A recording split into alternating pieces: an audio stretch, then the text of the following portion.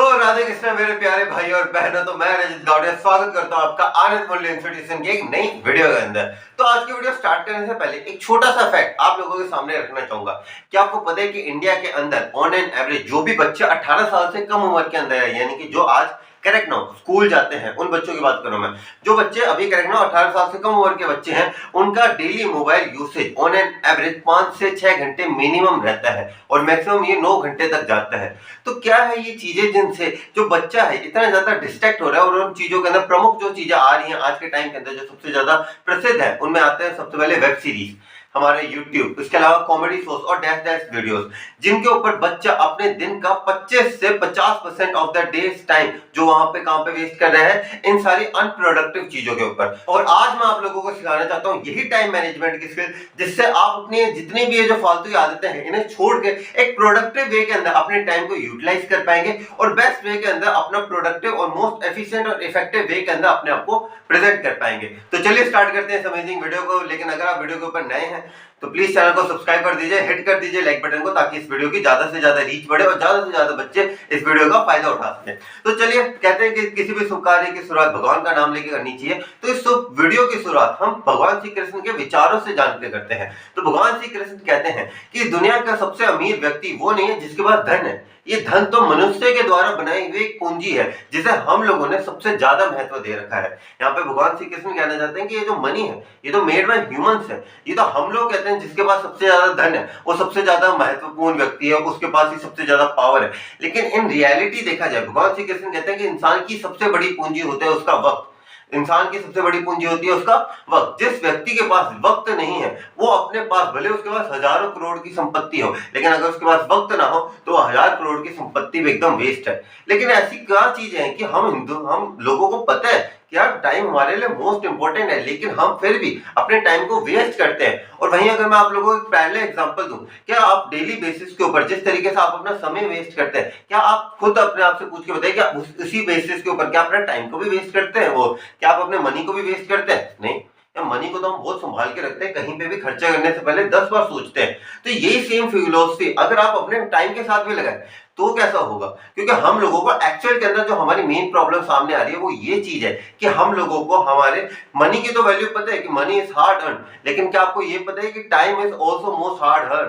क्योंकि जो दुनिया के अंदर सबसे जो महत्वपूर्ण चीज है, क्योंकि अगर आप भी देखा जाए, अभी आप लोग जब से आप पैदा हुए तब से 18 साल बीत चुके हैं। अगर 18 साल से कम उम्र वाले बच्चे 18 साल के बच्चे हो तो आपकी जीवन का एक बहुत महत्वपूर्ण पार्ट जो है, यानी कि अगर मैं ऑन एन एवरेज मैं कहूँ कि जो एवरेज लाइफ एक्सपेक्टेंसी रेट चल रहा है उस हिसाब से देखा जाए आप अपने जीवन का 10 से 15% जी चुके हैं, और अब बचा हुआ आपका जो 70-80% है वही पड़ा हुआ है। तो देखा जाए, क्या आप लोगों को अभी देखा जाए, क्या आपको पता चला आपकी लाइफ का 10 से 15% आपने कब इस्तेमाल कर लिया?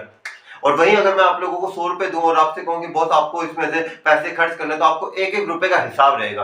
और इसका मेन प्रॉब्लम ये है कि हम लोगों को वैल्यू ऑफ टाइम का पता नहीं है। तो अगर आप लोगों को टाइम मैनेजमेंट की स्किल को सीखना है, जैसे एक फिलोसोफर भी कहते हैं कि टाइम मैनेजमेंट एक ऐसी स्किल है जो पैसा आपको चीजें नहीं सिखा सकती, वो चीजें आपको टाइम मैनेजमेंट सिखा सकती है। क्योंकि पैसा जो है वो एक एटर्नल चीज है, एक बार आएगा खत्म हो जाएगा, वापस आएगा। कहते हैं ना कि पैसा तो हाथों का मैल होता है, वो जब वापस आएगा जाएगा, लेकिन समय जो एक बार ही गया वो कितने भी पैसा आप खर्च कर दीजिए वो वापस नहीं आने वाला है। और यही टाइम की मैनेजमेंट को आज मैं आपको सिखाऊंगा एक स्टेप्स के अंदर। तो टाइम मैनेजमेंट बेसिकली एक स्किल है जिसे हम लोग सीख सकते हैं। बिल्कुल जी हाँ, आपने सही सुना, ये टाइम मैनेजमेंट के आगे मैंने एक वर्ड डाला है स्किल। और स्किल एक ऐसी चीज है जो आप सीख सकते हो। ऐसा नहीं कि आप लोग ऐसे को यार मैंने तो अभी तो कुछ करा नहीं है, मैं इतना ज्यादा डिसिप्लिन नहीं हूं तो अब नहीं हो सकता। Boss, you are never late to start something. तो वैसे ही अगर मैं आप लोगों को आज एक ट्रिक बताता हूँ और आज से आप इसे अप्लाई करने लग पड़ते हो, डेफिनेटली आप लोगों के अंदर एक बहुत इंप्रूवमेंट दिखाई देगा। किसके अंदर? टाइम मैनेजमेंट के अंदर। टाइम मैनेजमेंट औखी चीज नहीं है, जैसे इट्स जस्ट लाइक एक स्किल है। ड्राइंग एक स्किल है, अगर आप इसे सीखना चाहो तो आप सीख सकते हो। गिटार बजाना एक स्किल है, अगर आप इसे सीखना चाहो तो आप सीख सकते हो। वैसे ही टाइम मैनेजमेंट एक स्किल है। और स्किल को सीखने का सबसे बेस्ट उपाय जो मुझे लगता है वो है हमारे जर्मनी का द सेल्फ पनिशमेंट रूल। अब होता क्या ये सेल्फ पनिशमेंट रूल, वो मैं आपको बेसिकली बताता हूं। अब इसके अंदर क्या होगा, आपको अपने आप को पनिशमेंट देनी है। किस केस के अंदर? जहां पे आप लोग अपने टाइम मैनेजमेंट के रूल्स को फॉलो नहीं करते। अब ये क्या बात हुई, खुद को पनिशमेंट देनी किस हिसाब से?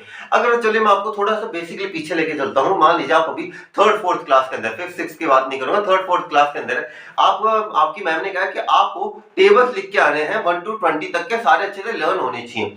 आप गए अगले दिन स्कूल बिना पढ़े, तो आपके टीचर ने आपको एकदम कस के थप्पड़ लगाया 2-3 पूरी क्लास के सामने, आपकी क्लास के सामने बहुत ज्यादा इंसल्ट हुई। आप इमेजिन करिए कि आपको थप्पड़ मारे जा रहे हैं टीचर्स के द्वारा और सारे बच्चे आपके ऊपर हंस रहे हैं, आपको ह्यूमिलेटेड लगा और आप घर पे गए, आपने कहा कि नहीं कल मैम ने कहा कल से फिर से टेस्ट होगा और आप आज कल के दिन अच्छे से पढ़ के गए। अब आप अच्छे से पढ़ के क्यों गए? क्यों? क्योंकि आपको पिछले दिन क्या मिली थी? पनिशमेंट मिली थी, जिस वजह से आपने आज अपना जो 100% क्यों दिया? क्योंकि आपको कल पनिशमेंट मिली थी। वैसे ये सेल्फ पनिशमेंट ये जो रूल है बहुत ही सिंपल है और ये जो सेल्फ पनिशमेंट रूल है ना ये आपको सिखाएगा दिया आपको अपने जो टाइम की जो वैल्यू करना है ये आपको सेल्फ पनिशमेंट रूल सिखाएगा। आप कैसे फॉलो करना है? आप सुबह उठिए, अपनी जो गोल्स की लिस्ट है वैसे तो आपको इसे रात को बना लेना चाहिए सोने से पहले, लेकिन आप अगर बिगिनर है तो आप इसे सुबह भी बना सकते हैं। सुबह उठिए, आप सोचिए कि मुझे आज के दिन के अंदर क्या क्या काम करना है, उन टारगेट्स को लिखिए दिन के अंदर। आपने जैसे 5 टारगेट थे वो आपने लिख लिए, अब आपको क्या करना है 5 टारगेट्स को फुलफिल करने का आपको अपने जी जान लगा देनी है। अब जैसे आप पहले दिन के ऊपर तो 500 टारगेट्स पूरे नहीं होंगे, क्या पता 1 टारगेट हो, 2 टारगेट हो, मैक्स टू मैक्स 3 हो जाएंगे, 4-5 नहीं होंगे। तो अगर आपने देखा जाए आपने 3 टारगेट्स को अचीव कर लिया, अब आप कहोगे चलो कोई बात नहीं 2 टारगेट्स अगले दिन नहीं। अब आपको क्या करना है, आपको काउंट करना है कितने टारगेट्स आपके रह गए। 2 टारगेट्स रह गए आपके, तो आपको क्या करना है, आप अपने आपको पनिशमेंट दे सकते हो। अब पनिशमेंट किस हिसाब से दोगे? जैसे अगर मेरे 2 टारगेट्स रह गए तो कल सुबह मैं जल्दी उठ के 2 किलोमीटर भागूंगा। अब यहाँ पे देखा जाए आपकी जो पनिशमेंट है ना जो आपको, या आप इसे और टर्म्स के अंदर भी दे सकते हैं, यानी कि आप इसे मॉनेटरी टर्म्स के अंदर भी कह सकते हैं कि अगर जैसे पर टारगेट 100 रुपीज का फाइन लगेगा मुझे। अब वो 100 रुपीज का फाइन ऐसे नहीं एक जेब से उठाए दूसरी जेब में रख दिया, नहीं बहुत। आप ये क्या दूसरी चीज क्या कर सकते हैं कि जैसे अगर आपके 2 टारगेट्स रह गए तो आपको क्या देखना है कि अच्छा मेरा 2 टारगेट्स रह गए, आज में 200 रुपए बन चुके हैं। अब मैं ये जो 200 रुपए है वो मैं किसी अपने पेरेंट्स में से किसी को दे दूंगा, या मैं कहीं पे भी ये जो पैसे हैं किसी को डोनेट कर दूंगा। अब इससे क्या होगा, आपका जो बैलेंस है वो धीरे धीरे कम होने लगेगा, तो आपके मन में क्या आएगा, सेंस ऑफ फियर आएगा और वो सेंस ऑफ फियर आपको आपका काम करवाएगा। तो बेस्ट वे अगर आपको आप टाइम मैनेजमेंट की स्किल को सीखना है तो वो होगा सेल्फ पनिशमेंट। सेल्फ पनिशमेंट एक ऐसा रूल है जिससे अप्लाई करके आप अपने टाइम मैनेजमेंट की स्किल को अप्लाई कर सकते हैं। सिंपल सा है, टारगेट लिखने हैं, क्या करना है, टारगेट लिखो 5 दिन के 5 टारगेट ही लिखने, और वो 5 टारगेट ऐसे नहीं कि 2-3 की हाँ एक चैप्टर की रीडिंग करनी है, एक चैप्टर की रीडिंग करनी है, एक चैप्टर नहीं, अच्छे टारगेट, मतलब आपको आपकी कैपेसिटी पता होनी चाहिए कि हाँ मैं इतने टारगेट कर सकता हूँ। 5 टारगेट लिखो ऑन द बेसिस, पहले दिन क्या पता 1 हो 2 हो 3 हो, जितने भी हो, जो बच्चे हुए हैं उन्हें ऐसे नहीं कि कल करेंगे, उन्हें कल मतलब ऐसे नहीं कि उन्हें कल करेंगे तो फिर उससे छोड़ दो, नहीं, उसके लिए खुद को पहले पनिशमेंट दो फिर उसे अगले दिन पे डालो। अब इससे क्या होगा, अगले दिन आपको 2 टारगेट्स करने हैं और अगले वाले 5 भी करने हैं, तो कुल मिला के कितने टारगेट्स हो गए, 7 टारगेट्स हो गए। तो इससे क्या होगा, आपका सेंस ऑफ फियर आपको अगले दिन मोटिवेट करेगा, यार जल्दी से 7 टारगेट्स पूरे करो वरना फिर से पैसों चले जाएंगे मेरे पास से। तो यही बेस्ट वे है जिससे आप अपना टाइम मैनेज कर सकते हैं। और यहाँ पे मैं इस वीडियो को समाप्त करूंगा और मैं डेफिनेटली चाहूंगा कि आप लोग अपना जो टाइम है ये सारी वेब सीरीज के ऊपर मत वेस्ट कीजिए, आप लोग इस टाइम को बहुत ज्यादा अच्छे से यूटिलाइज कीजिए। आप अपनी लाइफ का 10 से 15% यूज कर चुके हो और काफी जो 18 के होंगे वो क्या पता 20% आपकी 20-25% लाइफ खत्म हो चुकी है बॉस। अब आपकी जो बची हुई लाइफ है वो आपको डिपेंड करना है कि किस हिसाब से जो, अब अगर देखा जाए अभी जो बच्चा है जो 21 साल का है, अगर मैं आपसे पूछूं कि आपको क्या पता चला कि आप 21 साल तक कब हो गए, तो वो बच्चा कहेगा नहीं यार टाइम बहुत ज्यादा जल्दी बीता है, और वैसे ही टाइम ज्यादा जल्दी बीतता चला जाएगा। आपका 20 से 25 के हो जाएंगे, 25 से 30, 35 और कब आपकी मृत्यु हो जाएगी आपको पता भी नहीं चलेगा। तो टाइम इज दिस फास्ट, तो लेकिन आपको अपने टाइम को यूटिलाइज करना है। कहते हैं ना कि एग्जाम के अंदर जब हम कहते हैं एग्जाम के अंदर हमारे बहुत बार मन में होता है कि यार किसी तरीके से 5 मिनट और मिल जाए तो मैं ये टॉपिक रिवाइज कर लूं, और वहीं अगर मैं आपको 5 महीने पहले चले जाऊं तो वही 5 मिनट आप रील्स को स्क्रॉल करते करते निकाल देते थे। तो आपको टाइम की वैल्यू को समझना है, तभी आप अपने अच्छे तरीके से अपने आप को बेस्ट वे के अंदर टाइम मैनेजमेंट की जो स्किल है उसे अपनाकर अपनी लाइफ को एक अच्छे मुकाम पर लेके जा पाएंगे। और यहीं पे आज की वीडियो को मैं समाप्त करता हूं और आशा करता हूं कि आज की मेरी जो वीडियो है, मेरी जो रूल्स है उससे आपको जरूर कुछ ना कुछ सीखने को मिलेगा।